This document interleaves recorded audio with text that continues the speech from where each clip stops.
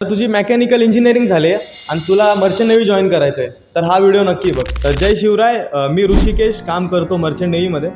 जर तुमची mechanical engineering झाली आणि तुम्ही एक करिअर ऑप्शन निवडता तर तुम्ही मर्चंट नेव्ही हा करिअर ऑप्शन निवडू शकता.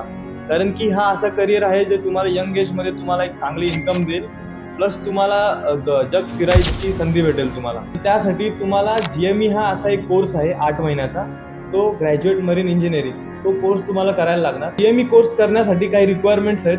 तुमच्या मेकॅनिकल इंजिनिअरिंगच्या फायनल इयरला तुम्हाला 50% मार्क पाहिजे, मिनिमम एज 28 पाहिजे आणि तुम्ही मेडिकली फिट असले पाहिजे. तर ह्या रिक्वायरमेंट जर तुमच्या पूर्ण होत असतील तर तुम्ही हा GME कोर्स करू शकता. आणि तुम्ही जेव्हा हा GME कोर्स करता कम्प्लीट, तर त्यानंतर तुम्हाला शिपवर ॲज अ TME पाठवलं जातं, trainee marine engineering. As a 4th engineer जेव्हा तुम्ही जाता तेव्हा तुमची सॅलरी अराउंड 2.5 to 3 lakhs एवढी सॅलरी असते. त्या मेकॅनिकल इंजिनिअरिंग नंतर तुम्ही मर्चंट नेव्ही चूज करू शकता.